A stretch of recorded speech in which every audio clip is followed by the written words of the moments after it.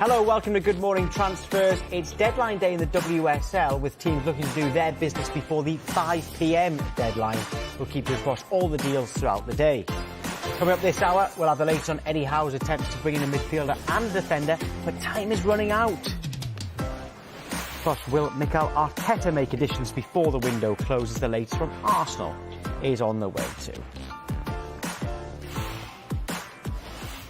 It's welcome to Emma Payton, JD Dyer and Sam Obaseki. It could be a busy day in the WSL today. 5 p.m. the deadline for domestic deals. Any international transfers do get a little bit longer with the deadline coming in at midnight. Right, Emma, we're expecting an exciting day. Of course we are. Of course it's going to be exciting. After a little bit of confusion as well, today is deadline day because we thought it might actually be tomorrow. But yeah, it is today. We've already had our WSL reporter, our teammate here on Good Morning Transfers, Anton Tolui, on Sky Sports News this morning, reporting a good couple of lines, actually. He's been saying all week that Tottenham were in talks with another WSL club over bringing a defender in, and he has confirmed this morning that that club is Arsenal. So Spurs in talks with their North London rivals to bring Victoria Schneiderbeck in on loan. And Arsenal have basically made her available because they've already brought in a couple of defenders in this transfer window. Another line that Anton has been reporting this morning is that Manchester City are close to completing the signing of the Norway midfielder Julie Blackstad. And this is one we've been expecting to happen, basically. A fee has been agreed with Rosenborg for a 2.5-year deal. And this was kind of expected that City would bring someone in because, of course, they let Jill Scott leave for Aston Villa on loan earlier this week. So a couple to expect today. Like you said, the deadline 5 o'clock for domestic deals, midnight for international transfers. A couple of lines to bring you as well away from the WSL and from the States overnight. A couple of players who have re-signed for OL Reign, the old Seattle Reign. One of them, Megan Rapinoe, who has been at the club since 2013, its inaugural year. And she signed a new 1-year deal. And of course, there's so much talk about Megan Rapinoe. I mean, she's 36 now. When will she retire? Will this be her last year in the NWSL? Of course, she's kind of accomplished pretty much everything there is to accomplish in the game. But of course, there's a World Cup next year. So she signed a new 1-year deal at the moment. Could we see that extend? And Rose Lavelle as well, who left Manchester City last year to join the club. She has also re-signed a new 2-year deal. So it will be an exciting day. It's been an exciting window already, but yeah, more to come. What deals have stood out for you in this window, JD? Well, to be honest, I was trying to look through it and breaking it really all down. I spoke to Hope Powell yesterday, and I think the Brighton deals at the beginning of the window were the ones that stood out. I think bringing in those two Swedes in terms of the business that they've done so early in the window from BK Hatman, they'll be really happy with their work. And listening to Hope Powell, she was actually talking about how well both Julia Zignotti and also Emma Kjellberg both integrated into the squad and how happy she's been in terms of their progress. You might see them feature in tonight's game on the WSL. And then you look at Arsenal, of course, who've bought into their own signings. They've been really, really happy about their work. And of course, Anton breaking that exclusive about the loan deal on deadline day as only Anton would. There'll be more to come from him. I've missed Anton, to be honest, throughout this whole January. I haven't had a chance to work with him. So Anton, enjoy deadline day, my friend. And there's a reason for that. Keeping them apart. Obviously, the update as well around Vivian Miedemar's future. And we know that she would have been speaking to numerous clubs around Europe because naturally her talent at 25 years old and what she's done incredibly in terms of her career so far. We know potentially her love for the club might keep her in North London. And we know that Jonas Eidevall has spoken about wanting her to be a part of his long-term plans as well. But all of the power is with her naturally running down into the final few months of her contract. Yeah, it could be a busy day. We'll have all the latest here on Sky Sports News and on the website skysports.com. Let's get to the Premier League now. And Newcastle fans, just copy and paste that hashtag transfer talk as you've been doing all of this window. Let us know your thoughts on this, because sources had told us yesterday that there'd be a fee agreed with Lyon in the region of £30 million to sign midfielder Bruno Guimaraes. However, Lyon released a statement soon after denying an agreement had been reached. Now, Sam, at this stage, that doesn't mean that Guimaraes won't leave, but why is he in such high demand? I think it's because he's probably one of the best central midfielders outside of PSG in League One. He's highly rated. He can do literally everything. He's box-to-box midfielder. He's made 25 appearances in all competitions. He scored six times. He has 3 caps for Brazil as well. But the worrying thing for Lyon right now is they're currently sitting in 11th place. So obviously he's quite young and he's probably thinking of the next step and how he can, progress in his career. like I said, he's a deep-lying midfielder. He's technically gifted, exceptional passer. And I think it's interesting that Lyon made that social media statement, and they said online that they deny all of the reports that have been all over social media, and it's similar to something that they did when Mendy was leaving from Real Madrid. Maybe it's because Ferland Mendy. Yeah. Ferland Mendy. Maybe it's because they, want to make sure that they get replacement, or they just don't want to, they want to hold all their cards close to their chest. But he's an amazing midfielder, and I think he's going to do well for Newcastle if he signs. Yeah, Mark says, I'm hoping some good news for Newcastle today. Actual signings definitely want Bruno Guimaraes, Dele Alli, 2 central defenders. He says Dan Burn and maybe James Tarkowski from Burnley. And he wants Zapata up front. So Newcastle fans... This is what happens. This is what happens when you have a massive takeover like this. How vocal have they been online? Yeah, but exactly. to be fair, we were saying on the very first show, there are about 120 odd players who are linked with Newcastle. Yeah, probably over 1,000 now. Actually, with this Bruno Guimaraes, though, Emma, do you think that he still actually will move? All right, they didn't say he is not for sale. Yeah. They said there has not been an agreement with Newcastle, as has been reported. Yeah, interesting. That's very different. No, it is. You're right. Yesterday was just... It was odd, wasn't it? Because we have so many brilliant reporters in here who are so well versed in knowing what is going on up in the northeast. And, it was all just a little bit confusing because one source was saying one thing, another source was saying something else. I think to break it down, really, from Newcastle's point of view, there's still quite a bit of work to be done. And then you hear from the players' kind of point of view and his representatives who are saying, well, things are a little bit more positive and maybe a little bit further down the line than that. And we've been talking about him all window, really, because he's a player that Arsenal have been linked with and a player that Arsenal were interested in. One thing I will say is that Lyon need money at this point because of the COVID pandemic is one thing, missing out on Champions League is another. Also, they're not having a great season. They're 11th in Ligue 1 at the moment. And look, Sam spoke about him there. This would be a massive signing for Newcastle if this was to happen. He provides so much of what they need in midfield. He's athletic, he's brilliant on the ball, and someone, from watching him play a number of times, makes as much impact in a team that doesn't have as much possession as one that does. So if this was to come off, which Newcastle fans are obviously hoping for, then he'd be a brilliant addition to that side. Mason says Bruno Guimaraes and Dele Alli would be brilliant for our midfielder. He's a Newcastle fan. Jen says Newcastle fans are waking up in a transfer window after 14 years of silence. We are the sleeping giants that are waking up. Going to be an exciting last 5 days. Well, there's more news from Newcastle because they're looking at strengthening in quite a few areas. One of them is centre-back. They're interested in Brighton's Dan Burn. One source has told us that a £7 million bid has been made. He's now one of Newcastle's top targets. He's a Newcastle fan. He supported them since being a boy. 29 now, and he's entered the final 18 months of his Brighton contract. JD, why do they want a centre-back? I think that point that you just said right at the end there, the final 18 months of his contract, and I know it doesn't hold the same sort of gravitas as all of these other names that have been linked, but if you actually look at Dan Burn and what he's done in his Premier League career, he is what I call the embodiment of consistency. When you see the games, you see the clean sheets, you see the goals conceded, but you see the way that he's impacting his team defensively. Aerial wins, as you would expect from someone who's 6'7", the duels, the tackles, success rate. And I feel like sometimes people can label the bigger players within the Premier League and they look at them and be like, oh, he can't turn or he can't do this. I've watched Dan Burn. I've seen him up close and personal. He's actually a lot quicker than people think. He wants to engage in that physicality. I remember him accepting the challenge of Lukaku most recently and holding his own. Now, you're looking at the way the clubs are going right now in terms of trajectory, and you would ask yourself, why would Dan Burn, who's in a Brighton team that's going in the positive direction, you've seen the great work that Graham Potter's done this year, and a Newcastle team that's fighting for relegation, but there's one aspect that people aren't considering.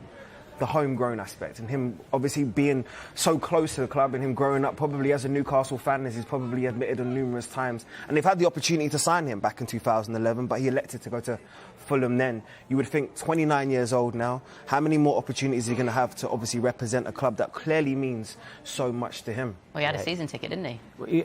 He was actually at Newcastle, but only as a boy. He was released at a very, very young age and ended up coming through at Darlington when they were still in the EFL at Darlington. We were talking about Newcastle fans being very excited. Mickey says, we're not used to deals at Newcastle, so please forgive us. You're more You are forgiven. We love this. We've been loving Newcastle fans in this window. And Bob says he can't believe that we are almost at the end of the window and nowhere near signing anyone. Too many names and too many disappointments. Well, I mean, Trippier would have come in, and there is still time, Bob. Your club is clearly just trying to get it right. But one of those names that they were after, Emma, was Jesse Lingard. Why was that deal so difficult to do? It looks like talks have sort of reached this standoff between Newcastle and Manchester United at the moment. And it all points, when you're looking at reports, to this survival bonus that Manchester United are demanding, a £12 million bonus should Newcastle avoid relegation this season. And look, we already knew that Newcastle were willing to pay a loan fee of about £2.5 million and also cover his wages, by the way, which would be about another £2 million until the end of the season. So at the moment, Newcastle are refusing to pay Manchester United's request for this massive bonus payment, which would take the overall cost to around about £16.5 million. Especially when you million a game, right? Especially when you out of contract in the summer. £12 million for a player out of contract. Yeah. You've got to kind of commend Newcastle for that. Oh, for sure. And if you're Jesse Lingard, imagine at the moment he's feeling pretty frustrated about the whole situation. This is a player who, well, he isn't playing, is he? He's made 9 Premier League appearances this season, all substitute appearances, no starts for Manchester United. Deadline day is looming. The clock is ticking down, and he's over in Dubai at the moment, out in the sun, training. He's all smiles. But I imagine he's pretty frustrated about this and pretty angered by it all. You know, he's already had his chance to join West Ham or Spurs dashed because Manchester United have said, look, we see them as top 4 rivals, so you can't go and join one of our Champions League rivals. And it looks like, if anything, he'd be staying and warming the bench for the second half of the season. Compound that as well, by the way, with the fact that United are potentially allowing Donny van der Beek to go out on loan until the end of the season. Of course, that's a different situation because he's not out of contract in the summer. Massive. But if you're Jesse Lingard at the moment, you're probably a little bit frustrated about it all. Do you think, Sam, do you think there could end up being a happy conclusion for Lingard here, or is he going to be at Manchester United, not playing very much, and just have to make a move in the summer? I think it's difficult for him because obviously Manchester United, they have 2 central midfielders that aren't happy with their playing time in Van der Beek and Lingard, and like Emma said, the fact that his contract is up in the summer, it's almost as if Van der Beek can almost be sacrificed in a sense, can do what Lingard did when he went to West Ham and find form and then come back. But for Lingard, if he leaves now, what do Manchester United really get out of that? And I think that's what they're finding difficult, because if he leaves and Van der Beek does leave, who's the options at central midfield? I think you also just got to think about the relationship that he's had with the club over the last 18 months. When he went through and he was very open about his mental health, the club supported him. They gave him the extra year on his contract and turned around and said that we wanted to find the best version of Jesse again, which I thought was a very wholesome thing to do for someone that's come out of the Carrington experience. You saw what he did at West Ham. He delivered at West Ham. There's no two ways about it. You can close that book, and whether it opens again is another situation. But he delivered there. So sometimes the club have really got to honour what their word was initially about saying, we're going to give you an opportunity to rediscover who you are. He's shown what he can do already. So at this moment, it's just about finding minutes for the player. It's about 29 years old, World Cup year. Really and truly, he has the ambitions to be in that England squad. You've got to try and find the best fit for everybody. Now let's get to our exclusive with one of the world's most exciting prospects, Erling Haaland. The striker has a contract until the summer of 2024 with a £64 million release clause understood to come into effect this summer. Earlier this month, Haaland accused Dortmund of putting pressure on him to decide his future and hinted that could encourage him to leave the club. However, Haaland told us it's now time to move on from the comments he made. I don't really want to say too much about it, but I felt it was time for me to say something. A lot of others were speaking, so that was it. And now I really don't want to say too much more about it. I think said has been said, and we move on. Coming up on Good Morning Transfers, we'll be discussing potential deadline day deals in the WSL. And Tottenham fans, we want to hear from you. Head over to our Twitter page at Sky Sports News to get involved.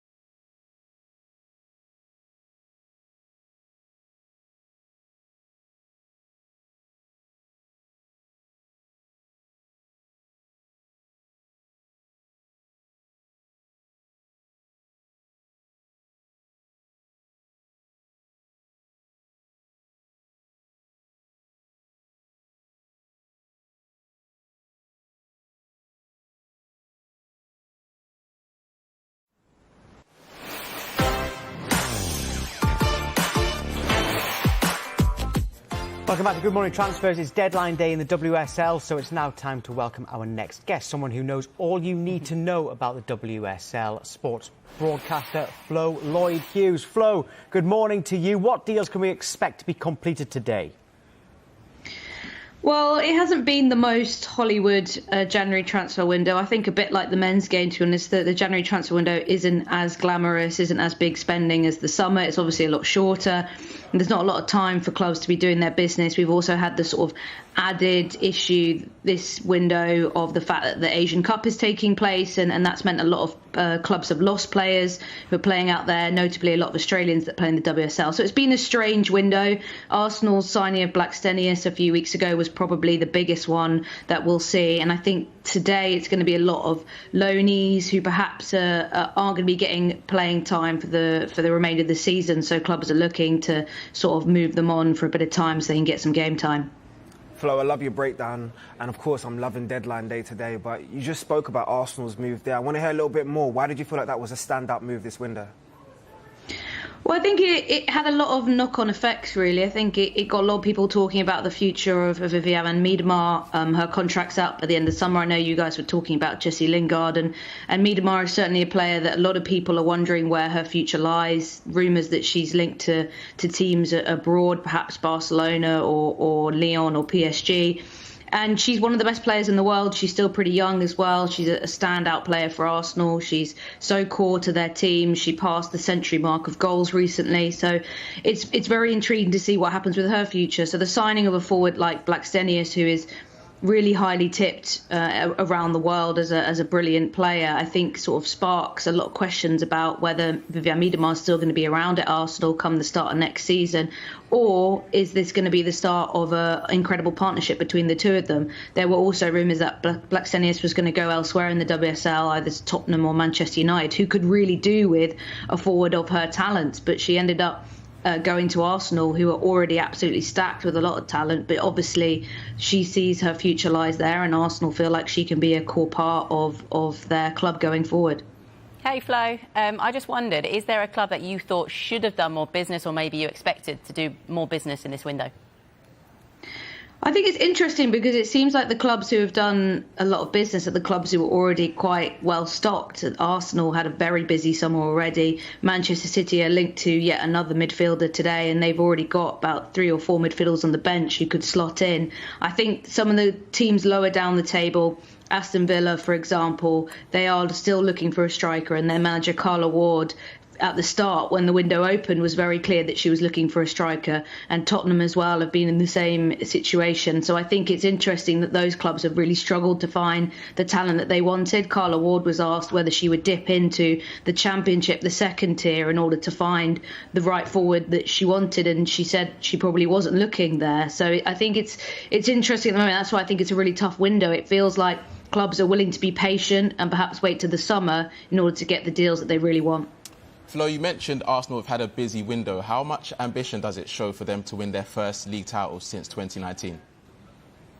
Huge. And I think it's interesting after, like I said, already a very busy summer, they've sort of thrown even more in this window to try and get things over the line. I think it's going to be a really tough couple of weeks for them.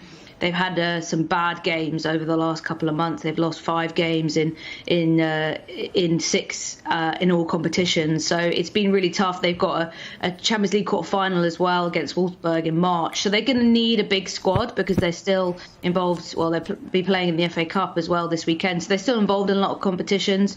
But everything is probably going to come down to this mammoth game against Chelsea in a couple of weeks' time in the middle of February, because that could be the title decider, and they really need to build some momentum to get to that point. Huge as well, Tobin Heath come back from injury and scored on the weekend. So they just got a really, really big squad now, and bringing in 2 defenders in January was huge, with Leah Williamson still working her way back to full fitness. OK, Flo, thank you. Thanks, guys. Busy day ahead in the WSL. It could be busy for Tottenham as well for the next few days for Antonio Conte. That's in terms of arrivals and departures. We will start with a winger. JD, what's the latest with Luis Diaz? Well, all we can say right now is that Tottenham are willing to offer 37.5 million up front for Luis Diaz, with an additional sort of 8.5 million in add-ons, determined, of course, by performances. But Porto are holding out for the winger because they know how well he's done, how much he's touted and looked at by other major European clubs, and they want close to 50 million for the winger. But we just take it back to November very quickly. When Antonio Conte came in, we know that he came in with the pretense and understanding that he would have money to rebuild this squad, and he would have chances to actually invest in this squad and bring a team that's probably closer to what he wants it to be than what it is at this moment in time. And you have to think that this January transfer window, especially 4 days or so left, Tottenham will want to be busy. Conte will want to make additions to that squad. There's a lot of players that aren't getting minutes that probably are looking at departures at this moment in time. And there's players that he clearly wants to bring in because he can see it's going to take Tottenham not only from the level that they're at now, but to obviously, hopefully, the next level. And just talking to that boy, Luis Diaz, I mean, 20 goals for club and country in all competitions in the last couple of years. And just looking at what he's done, and in terms of what Spurs, in terms of how they concentrate all of their goals around Son, around Kane, 54% of their goals, those two players have scored since the beginning of last season. You would think having a third outlet, someone else that can get goals, who can be a star, who can be an individual as well, is probably the type of player that Spurs want to bring in at this moment in time. Yeah, it's hashtag transfer talk for the Tottenham fans. And Adama Traore, though, Sam, still hasn't signed. Yeah, it feels like we've been talking about him since the beginning of the window and even before that. And it's interesting because Conte has actually wanted him since he was at Inter. We know there was rumours there as well, but since he's come to Spurs, I think that's a name that we've seen constantly linked with Spurs. I think the reason why it's a bit difficult because they obviously had a few conflicting issues with the valuation of the player. I know that Spurs went in with 15 million and Wolves value him around 25. I think they should get around 20 million pounds, but at the same time, I'm sure that they need to figure out what type of deal that they want to complete and if it makes sense at this time. Also, with Luis Diaz, Traore has to figure out if he's the type of obviously they're linked with him, and if Spurs are going to get Luis Diaz, Traore's minutes might be limited, and we know that this season he hasn't played as much as he'd wanted to. He's only completed 90 minutes 5 times this season, which is something that he probably doesn't want at this stage in his career. So that's something he has to think about. But we know that Spurs definitely want to get it done. I always wonder, just quickly, with the Traore thing and the lack of minutes and how they manage him, do you think it's because that he requires so much in his physicality? Because, you know, obviously the bigger you are, the more muscle density and more your oxygen that's required, so it's easy to fatigue. And you see that sometimes in boxing, as boxers gas later on, the more muscular they are. But looking at his frame, do you think they try to maybe manage him? That's what I'm trying to say. Yeah. I'm just saying, do you think they try to manage him and manage his minutes? Okay. I see this, they do the same thing at Brighton with Tariq Lamptey as well, because he's so smaller, but his muscle density, smaller, doesn't mind me saying that. His muscle density is heavy, but look at Adama Traore's body. Do you think they tried to manage his body? That's why he hasn't completed the I'm not sure. I think it's down to the way that I'm just curious. I can understand why you say that, but at the same time, I think Wolves at this point, he is a player that we've seen the impact that he has, and obviously he's going to add an impact to whatever team he joins. So I'm not sure that might be the main reason. I'm sure he wants more minutes. At 26 years old, he probably wants to play much more than he is right now. It might be because he works so hard, and that will be something that Conte likes, certainly. But central midfielder also on the radar, Emma? No sports science here. Just facts, OK? So Sky in Italy reporting Fiorentina's Sofian Amrabat is someone they're looking at. I'll just bring you what Fabrizio Romano said yesterday afternoon. He said Tottenham are prepared to submit an official bid. That would be a loan with an option to buy for 16 million euros. He said talks are ongoing since Sunday, but the player only wants a Spurs move. He did also say that Spurs, in order to do this, would need to offload either Tanguy Ndombele or Dele Alli, or both, maybe, before signing a new midfielder. And with Amrabat, it's interesting because you might recognise the name. He comes from a footballing family. He is the younger brother of the former Watford winger, Nordin Amrabat. Joined Fiorentina a couple of years ago in 2020, was one of their standout performers last year in what was a difficult season for the club, really. but has fallen out of favour a little bit with a new manager coming in, and he's only played just over 200 minutes in Serie A this season. In terms of the player, he's a box-to-box midfielder, likes to carry the ball forward, can also play as a holding midfielder as well. Not much of a goal threat. I think he's only scored a handful of goals in his senior career, but he is very versatile. He's filled in on the wing, he's filled in at right back before as well. And we know that Conte, he's desperate to kind of bolster those midfield options. We know that Ndombele, Dele Alli, who I've mentioned already, Giovanni Lo Celso as well, are all on that kind of uncertain list at the moment, free to offload list at Spurs at the moment. So an interesting one. Another line in regards to midfielders as well. We've been talking quite a bit about AC Milan's Frank Kessie. He is out of contract with the Italian side at the end of the season. We know Spurs are interested in him, but looks like that one probably more for the summer, if anything.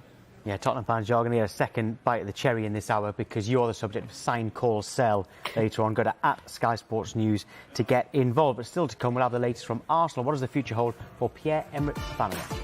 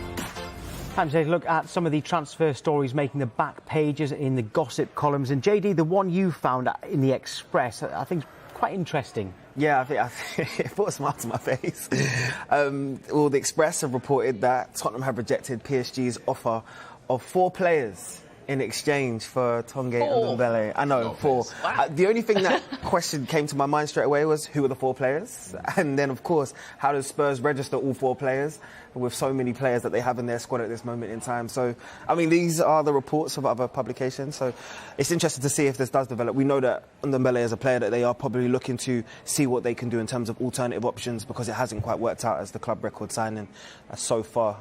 Yeah, I think just that having to take 4 players' wages and only letting one go might be a problem. You can kind of understand that if that's from Tottenham's point of view. That one's in the Express. And Sam, you've been at the Daily Mail today. Yeah, the Daily Mail are reporting that West Ham and Crystal Palace are eyeing a late move for Marseille striker Bamba Dieng, and obviously we know West Ham are keen to get a striker in this window. They're still challenging for top 4. They're still in the Europa League, so I think that's probably one of the only areas that they need real cover. Same with Crystal Palace. Benteke is also, his contract's coming to an end. We've heard a few rumours with their striker situation over there. So I think that rumour makes sense with those type of players. Emma's been looking through Italian papers. This is what I do. This is what I bring to the show, guys. Italian news, I'm here. Newcastle and Arsenal targeting Napoli's 23-year-old striker Victor Osimhen. Becoming a bit of a rivalry in this window, Arsenal versus Newcastle, in terms of what? In terms of signings, it is. Look, we know Arsenal want a striker. Obviously, they've got the situation surrounding Pierre-Emerick Aubameyang at the moment, who's been exiled from the squad, isn't even going to Dubai with them for their warm weather training. The Vlahovic deal just didn't materialise for them. And just looking at Osimhen, he's someone who's spoken about wanting to move to the Premier League in the past, wanting to move to a big club in the Premier League. He said he spoke to Arsene Wenger years ago. Wenger trying to kind of persuade him to come over to North London, but said, look, it wasn't the right move for him at that time. Gazzetta dello Sport, who obviously I love, claiming that Napoli president Aurelio De Laurentiis is willing to listen to offers in the region of £60 million. So, look, it's quite a big sum. And we saw those pictures, obviously, with Mikel Arteta over in the States, talking to Stan Kroenke earlier this week. So you just wonder if he's persuaded him yet to stump up some big cash for Arsenal before Monday night. Well, that rounds up some of the stories making the back pages.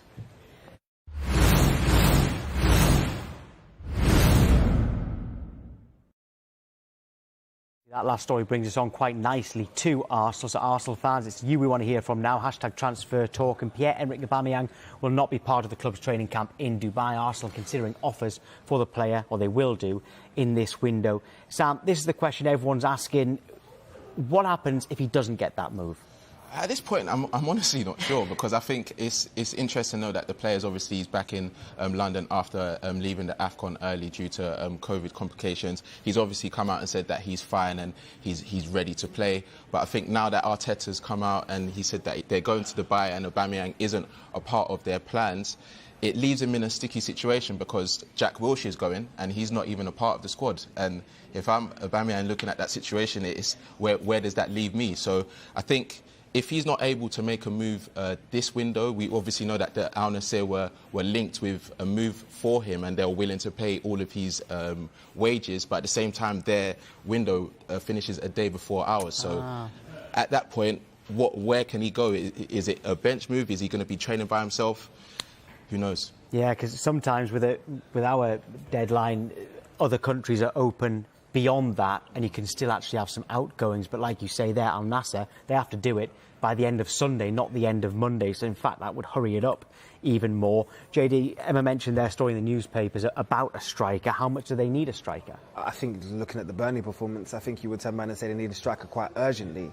You just you assess the situation at this moment in time. Aubameyang, not a part of the mid-season tour, which is going to be an incredible bonding experience, as well as a reboot and a kick-in towards the energy for the latter part of the year.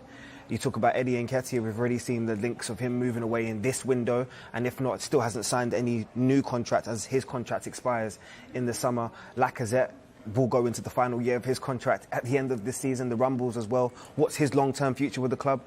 And Flo Balogun has just gone on loan to Borough. So you're kind of weighing it up. You're putting a lot of onus and responsibility on that young core. And yes, they've been fantastic. Saka, Emil Smith-Rowe, Martinelli, and Odegaard as well, who's joined permanently to the club in the summer. But how much responsibility are you going to place on them, and how much are they, in terms of going to deliver in this moment in time? Because as much as we can put the responsibility on those young players, they are still young players. And someone like Aubameyang at this moment in time would be almost perfect in terms of leadership on the field if he was producing, but they probably need to get a replacement in there as soon as possible. Well, an Arsenal fan here says, actually, at the end, this summer, out of contract, sorry, an Arsenal fan here says, concentrate on a midfielder and keep Aubameyang and give him a clean slate. Charlie says Arsenal need to get a midfielder. Well, are they close to bringing one in, Emma? Oh, they seemed close to bringing Arthur in from Juventus, but it's all gone so quiet. I was speaking to a contact last week who said this deal is really close, and we knew Edu was having conversations with the players' representatives in London. It looked like it was really close, but this loan deal now looks like it's kind of diminishing by the day.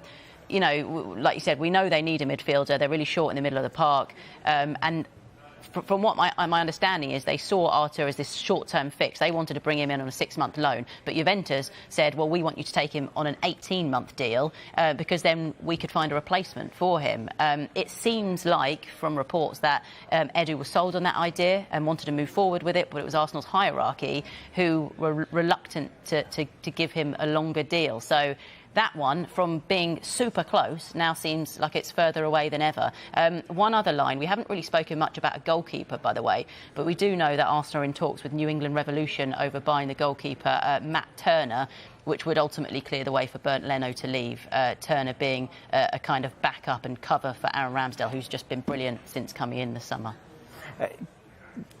Michael Bridge made this point when he was talking about Tottenham and Manchester United and West Ham, that fourth spot is open. It's the most open it's been in a long while. And Arsenal, if they get it right in the next few days, it's a real chance for them. You just look at a club that exited European football for the longest time in terms of their history, have consistently not been in the Champions League for a long period of time now, to a window where they can't even turn around and claim to be, if not the best team in London, probably not maybe the top 3 at this moment in time. This is a massive, massive 6 months to turn around and reinstate yourself in terms of the direction that you want to go back in. Everybody wanted to believe back into the Arteta project. Yes, the first half of the season has been fantastic to put yourself in contention for the top 4 position, but you have to deliver. And these are the moments here, these final few games in terms of the season, is where you will deliver.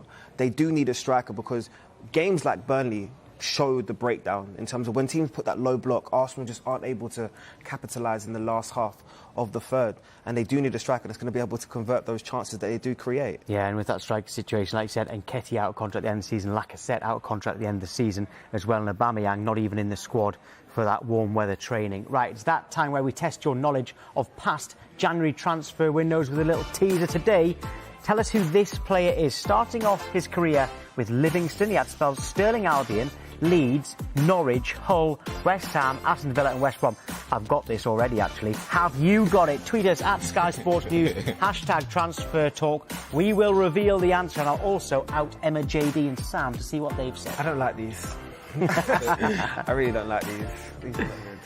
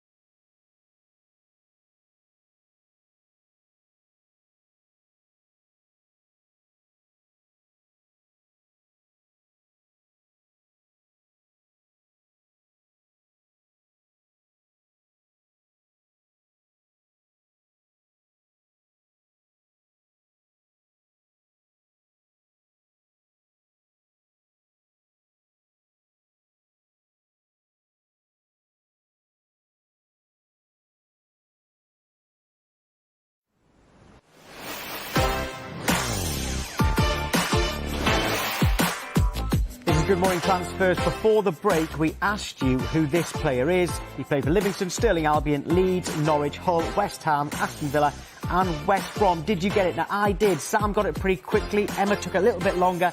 And JD Googled it. The answer is Robert Snodgrass. Loads of you at home got it.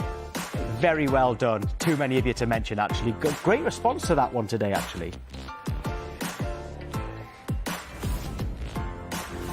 Now it's time for State of Play, and our focus moves to this man here, Donny van de Beek. We understand that Crystal Palace are interested in taking the Manchester United midfielder on loan. We know he struggled for game time since that £39 million move from Ajax in 2020. It's thought that Manchester United would consider a straight loan until the end of the season. At the moment, it is interest. But Sam, the question is, from Manchester United's point of view, why would they allow a loan? Well, I think he's barely played this season. He's only made 8 appearances in the league, hasn't completed a full 90 minutes in the league as well. So that's obviously telling that even when things aren't going really right with Manchester United, we've seen a few games where they're lacking some creative edge and cutting passes through the lines. And if he's not that option coming off the bench, then surely he should be able to go out alone. And I think that's what Manchester United have seen. I think he's tried to make moves away a few times since he's since he's come to Manchester United. I think he was linked last summer in January as well. He clearly wants to play football, and I think now they're just giving him the opportunity to do so.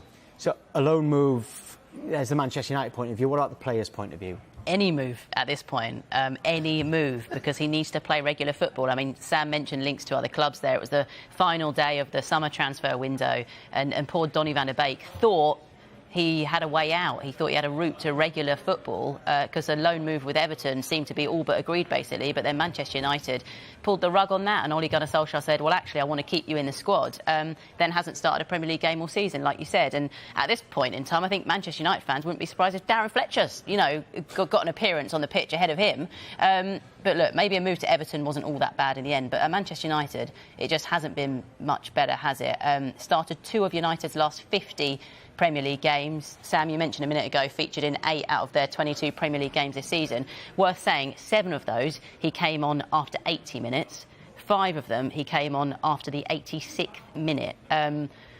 2 managers at Manchester United now as well, in Ole Gunnar Solskjaer and Ralf Rangnick, still not been given a chance. It is baffling. He was a £35 million signing who was so sought after Ajax's run to the Champions League semi-finals back in 2019. And look, I think a loan move is so key for the player with the summer in mind, because we don't know who the manager is going to be at Manchester United, who's going to come in. They still need to obviously appoint a permanent manager. He needs a run of games, show that he can do it here in the Premier League, and really kind of state his case for a new manager that does come in at United. Or, I suppose, ultimately for United, hike up a price and, maybe move for a permanent deal in the summer. So it probably makes sense for Manchester United and the player. For the player, you're praying that he gets a move just so he can show what he can do.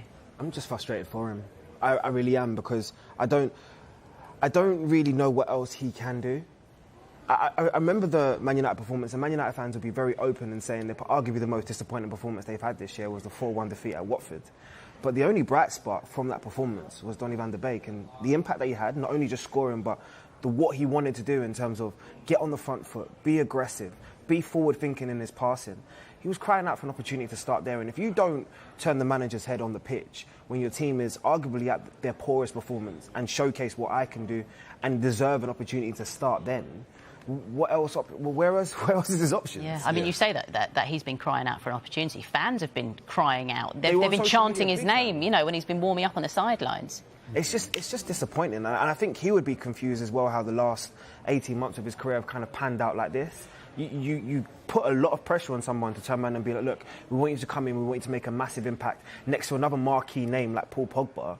And then just the lack of starts, the lack of features, the lack of appearances under 2 managers now, when no one's complaining about his attitude, is very, very questionable and doesn't make any sense. Yeah, that's a good point. And Wesley actually says, feel bad for Donny van de Beek, not had the chance to prove himself.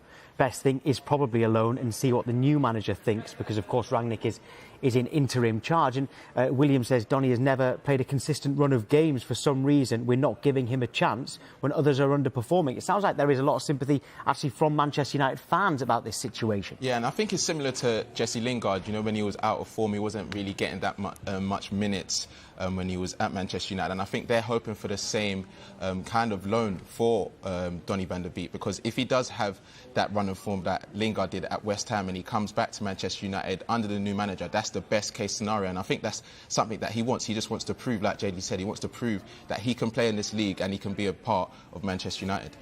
Right, it's time for you to get involved at home. Sign, call, sell returns this month. Loads of you got involved previously. We asked you on the Sky Sports News Twitter feed if you could sign anyone for your club, who would it be?